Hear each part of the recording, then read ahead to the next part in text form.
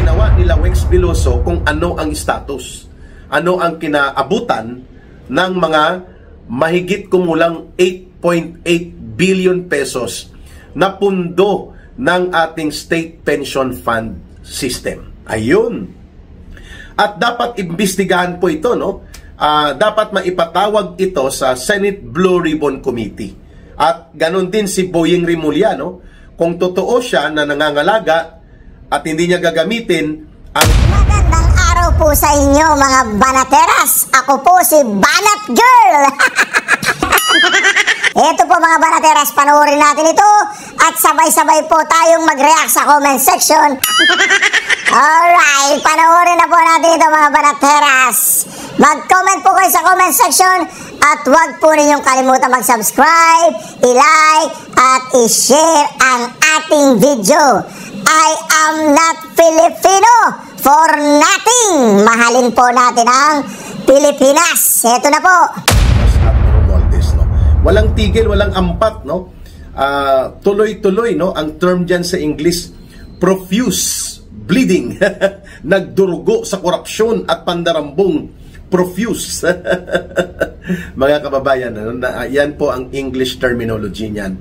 Nang walang ampat, tuloy-tuloy na pagsabog, pagsambulat ng mga iskandalo involving yung pagnanakaw, pangungurakot, pandurubo, at mga korupsyon at abuso, paglulustay sa kaban ng bayan. This time, kung mapapansin ninyo ang ating title at subject sa ating video analysis, ang pandarambong sa GSIS. Wow!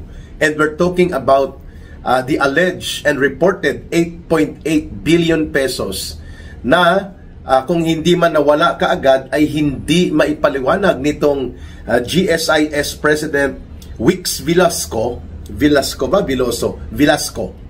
na Presidente at General Manager ng GSIS. At ito po ay hindi nanggaling mismo sa kung saan na source of information ang pag-question kung saan ginamit, saan napunta ang 8 billion pesos po na pundo ng mga dugo at pawis na pinaghirapang pensyon at kinita at kontribusyon ng ating mahigit po sa almost 3 million members ng GSIS. Ayan. So, ang mga hindi lang yata member ng GSIS po sa bahagi ng mga government employees o yung tinatawag na public sector employees ay ang mga pulis at sundalo at pati yata ang Bureau of Fire Protection and BGMP. Pero may iba na bahagi nila ay nasa GSIS. Ang karamihan po, local government and other agencies of government all over the country, sa buong burokrasya ng gobyerno ng Pilipinas, ang social pension fund na pinupuntahan ng kanilang monthly deductions and contributions ay ang GSIS. Para pag nagretiro po, ang mga empleyado ng gobyerno ay mayroon silang matatanggap na pension or social benefit support mula sa pinaghirapan po nila, no? At least 15 years in government service ay pwede ka pong magkaroon ng or pagiging eligible sa pagpensyon. Okay? So, ano po itong issue na ngayon ay hindi masyadong nabibigyan ng highlights sa mainstream at mga malalaking corporate media? Ito po ay tungkol sa iskandalo na mayroong mga 8.8 billion pesos na mga questionable investments, hindi makita kung saan napunta, anong pinagkagamitan, sapagkat hindi po transparent at walang updated report of the financial health and status ng GSIS simula po nang umupo itong appointee ni Marcos na si Wex Velasco, mga kababayan, na siyang namumuno nitong napaka-importanting sangay ng gobyerno, ang GSIS. Kasi po, sa kaalaman o reminder ng ating mga kababayan, yung mga pribadong manggagawa, the private sector employees, ay sa SSS naman po ang kanilang voluntary contributions, no? Sa atin po, ang GSIS ay mandatory po ito, no? lahat ng empleyado ng gobyerno na hindi po na belong sa uniformed personnel and security sector employees, sila po ay nasa GSIS. Yung mga civilian component employees po yata ng Bureau of Fire and Protection, Bureau of Jail Management, Philippine National Police, Armed Forces of the Philippines, sila po ay nasa tinatawag na GSIS kasi civilian naman po sila, no? Non-uniform sila at hindi naman sila direkta sa organisasyon ng mga uniform personnel, bagamat sila ay mga technical and support staff employees. Okay.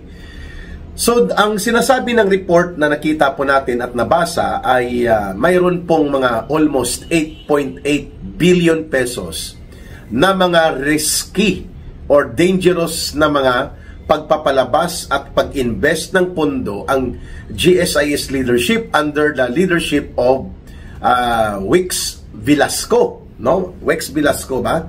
Yeah, I think it's Wix Velasco, no? Mga kababayan. Dito po tinatanong ngayon ng mga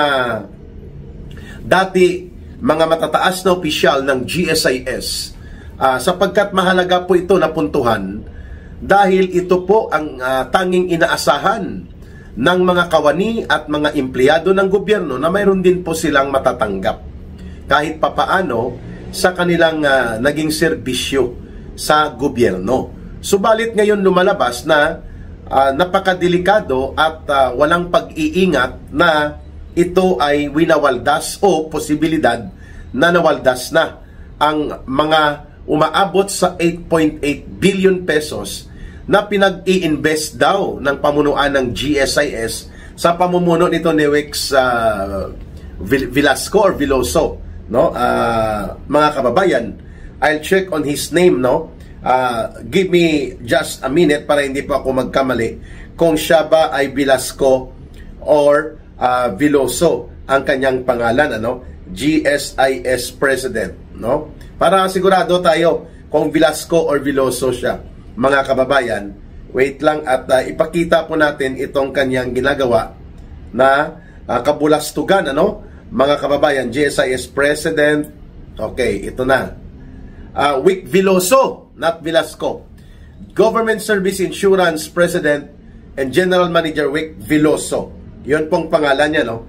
At ito naman po ang gusto kong puntuhan na mismo binulgar ng mga direktor at naging mataas na posisyon at may katungkulan sa GSIS, no? Marami po, I think 6 or 8 ito. Hindi ko na isa-isang pangalanan. Ito pong hindi may paliwanag kung saan napunta ang 8 billion pesos na very risky, napakadelikado po na ininvest daw at walang transparent report, parang kagaya din po mga kababayan ng Maharlika Diskarte Fund ni Marcos at ni Romualdez na umabot sa 500 billion pesos galing sa pondo ng Land Bank, Development Bank of the Philippines, Savings ng Central Bank at ng buong gobyerno, ay hindi na rin alam ngayon ng taong bayan saan napunta, anong pinagkagamitan nitong 500 billion pesos na Maharlika Diskarte Fund. Dito naman kay Wix Veloso ay 8.8 billion pesos po. Dito daw napunta at hindi may paliwanag ni Wix Veloso bakit siya nag-invest sa mga ganitong kumpanya na napaka-risky. Number 1, ito pong DG Plus Interactive Corporation. Ang DG Plus Interactive Corporation ay involved sa online na sugal. Kagaya po ng mga online bingo, yan. So ito po ay napuna na ng Senado at pinuna din ito ng Games and Amusement Board na may pagka-shadowy o questionable ang operations nitong DG Plus Interactive Corporation. So dito daw nag-invest ng mga mahigit 200 or 250 million pesos ang GSIS. Walang kasiguruhan po ito dahil ito ay hinahabol nga ng gobyerno dahil sa shadowy and anomalous dubious operations nitong DG Plus Interactive Corporation na nai-involve po ito sa usapin ng online gambling. Okay? Isa pa, Alternergy, parang Alternative Energy, Alternergy Holdings Corporation. Isa din po ito sa flag na kumpanya na hindi malinaw ang kanyang corporate operations at bakit pumasok dito ang mahigit din 200 million pesos na pondo ng mga pensioners and contributors and mga pondo na nagbibigay galing sa empleyado o kawani ng gobyerno. So Alternergy Holdings Corporation, another dubious company, another dubious investment. So mga kalahating bilyon na yun, no? Almost. Ito pa, Bloomberry Resorts Corporation. Nag-invest din dito ang GSIS ng hundreds of millions na questionable din ang operation. Nickel Asia Corporation, ito naman sa mining. Pumasok na rin ang GSIS sa kanyang investment sa mining of hundreds of millions din. At billions pa nga daw. Mondi Nissin Corporation, ito yung gumagawa ng mga mamun, no, mga snacks. At ito po lahat ay tinitingnan na walang malinaw na investment return at hindi po ito dumaan sa feasibility and market study at lalo na po na may mga involved na kumpanya na mayroon pong history o question of anomalous and dubious corporate operations. Isa pa, itong sa Figaro Group, no? Ang Figaro, ito yung mga restaurant, no? Hindi naman ito malakas kumita, pero nagpasok ng capitalization ang GSIS ng 456 million pesos mula po sa dugo at pawis na pinaghirapan ng mga mamamayan. Ang total po nito ay mga 8.8 billion pesos. Sa loob ng 2 taon, hindi po na ipaliwanag at maipaliwanag ng pamunuan ng GSIS, no? Lalo na po sa bahagi ni President and Chairman and General Manager Wix Veloso. Ano ang status ng mga almost or mahigit 8.8 billion pesos na pundong pinaghirapan na maiambag at maipon ng mga kawani ng gobyerno at yung mga pensioners natin, bakit napunta sa mga questionable corporate investments ito na walang report and public transparent updates sa mga miyembro at mga stakeholders ng GSIS.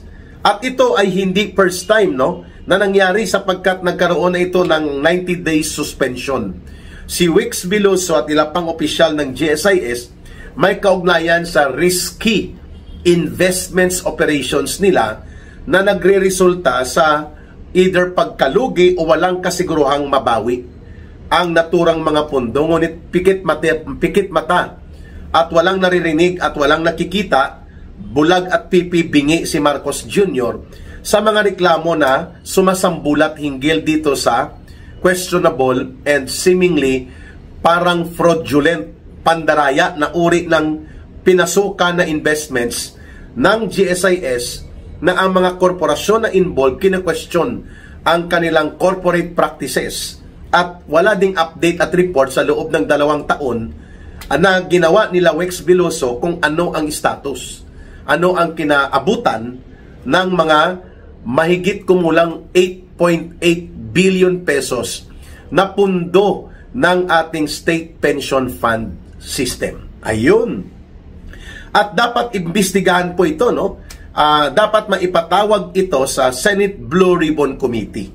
At ganon din si Boying Rimulya, no? Kung totoo siya na nangangalaga at hindi niya gagamitin ang kanyang poder at kapangyarihan bilang weapons of attack laban sa Duterte political camp, which ngayon na nakikita natin inuuna na niya si Senator Bongo at ang pamilya nito, unti-unti na ito na hinahabol niya ang sinasabi niyang mga Duterte-aligned na mga senador at mga officials. At ngunit itong mga iskandaloso na mga involvement ng mga congressman, nila Romualdez na brad niya sa fraternity at barkada nila ni Marcos, si Saldico, wala kang naririnig na komentaryo mula dito kay Ombudsman Boying Rimulya. Ngayon ito, mag-iisang taong mahigit na sumasabog itong iskandalo ng pagmamalabis at pag-aabuso sa otoridad na ginagawa nitong GSIS President and Chairman and General Manager na si Wix Veloso, and yet patay mali siya. Walang pakialam, walang aksyon o walang reaksyon man lamang si Marcos. kahit man lang magsalita siya na paimbestigahan ko yan, titingnan natin kung valid at legitimate ang mga issue, sapagkat we're talking sa pinaghirapan po ng ilang taon na pera ito ng mamamayan, ng mga kawani at empleyado ng gobyerno na nagsakripisyo ng buhay nila sa paglilingkod sa gobyerno, and yet we have a very controversial and questionable leadership sa GSIS na walang nakikitang transparent updates and report na para bagang okay lang yan, kahit may reklamo, ituloy mo lang. That's the way Marcos treats itong mga bulastog at magnanakaw na mga opisyal sa gobyerno niya, no? Kagaya ng tinolerate niya sa matagal na panahon, no? Itong sindikato sa DPWH na alam niya nagaganap, at pati ang kanyang DPWH secretary ay involved, mga kababayan. At ngayon pati nga ang alingas-ngas ng parehong sistema na ipinapatupad pa rin at pinoproteksyonan ni Vince Dizon pagkatapos na umalis ang kolokoy na si Bunuan, nangyayari pa rin sa DPWH.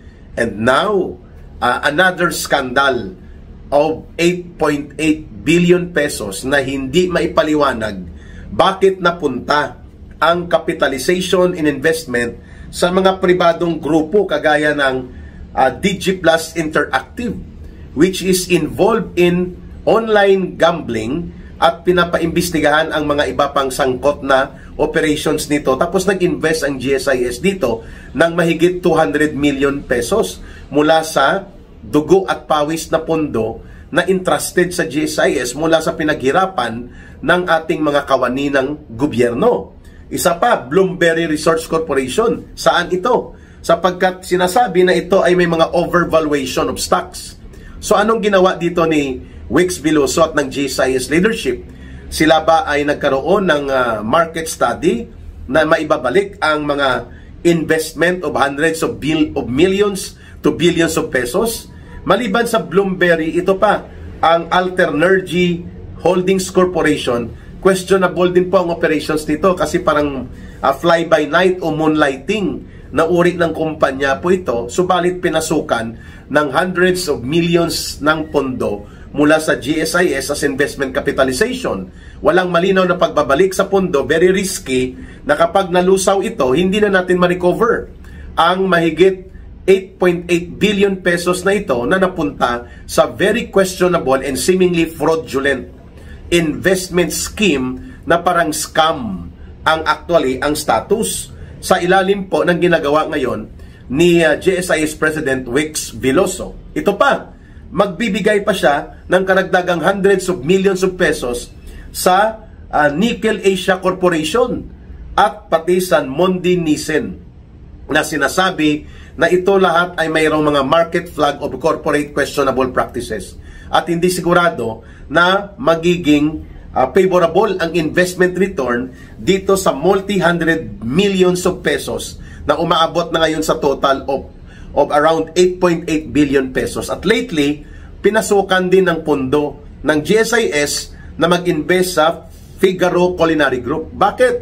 Bangko ba ang GSIS? Ganito po ang nangyari sa CAP Pension Educational Fund or CAP Educational Fund College Assurance Plan na mayagpag po ang CAP noong 80s and 90s. Subalit pagpasok po ng year 2000 o dekada ng 2000, bumagsak ito at hindi na nakabangon at hindi nga nakapagbayad at nakapagbalik ng insurance premium sa education plan ng milyon-milyon na mga pamilyang Pilipinong umasa na magkakaroon sila ng trust fund for educational support ng kanilang mga anak sa kolehiyo. Ano pong nangyari sa CAP? Bilyon din po ang kanilang ininvest at napunta sa real property investments. Ayun. At may isa dito, GSIS is Bloomberry Resource Corporation, Real Estate Property, malamang ito, and Resource Development.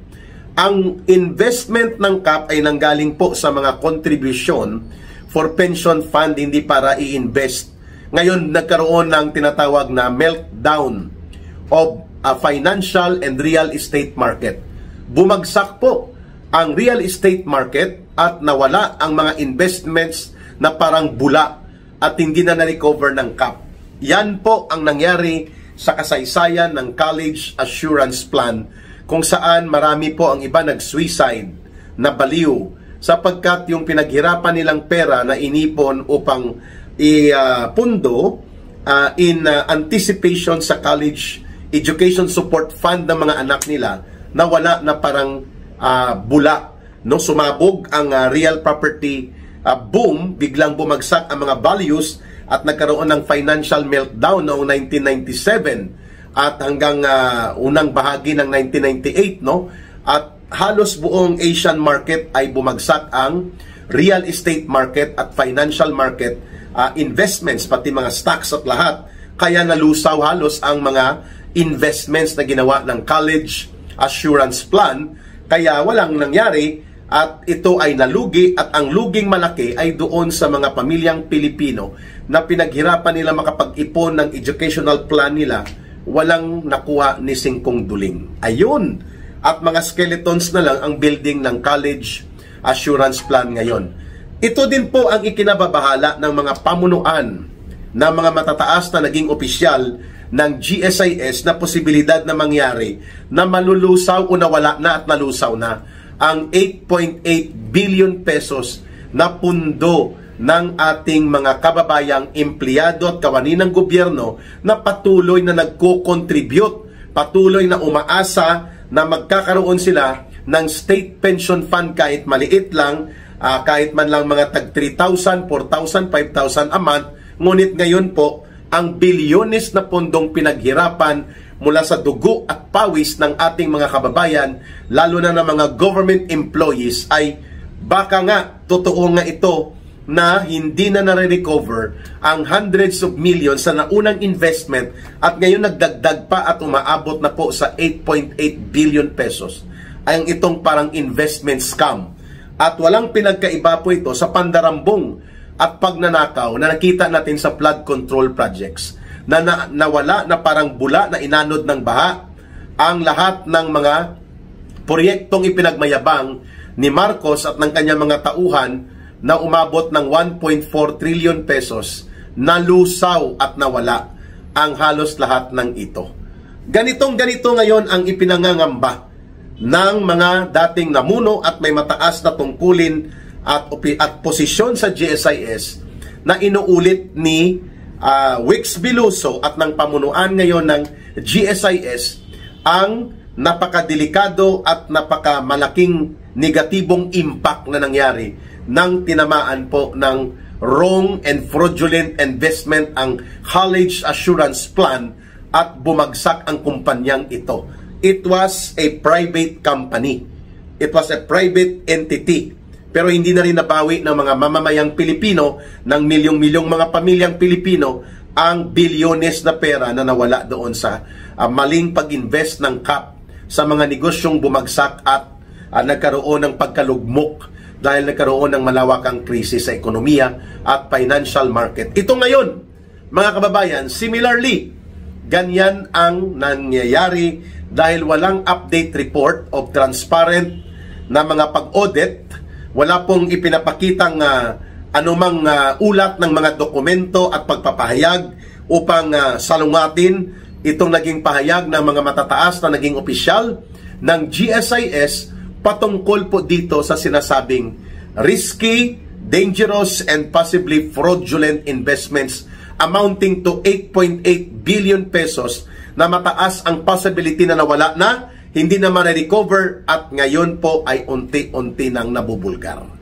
So walang aksyon, walang reaksyon, walang pahayag ang kulukoy na Marcos government. Sana nga po, no, kung matino lang sana ang pamunuan ng Senate Blue Ribbon Committee ay magandang pag-usapan ito. Kaya nananawagan tayo sa mga empleyado ng gobyerno, mga kawani at mga retirado at aktibo na magmatyag po tayo at magpahayag ng reklamo dito sa GSIS sa complaint center nila upang ma-check at magkaroon ng hayag at lantad na paglilinaw itong pamunuan ni GSIS President and General Manager Wix Biloso. Ano ang nangyari at bakit napakalaki ng pundong inirisgo niya at walang kasiguruhan at walang lantad na mga pagpapaliwanag kung mababawi o nabawi o ano na ang nangyari sa 8.8 billion pesos na mga supposedly ay investment exposure and capitalization dito sa mga questionabling korporasyon na ito. Lalo na itong Alternergy at itong DG Plus Incorporated na isang online gambling operator ayon sa report.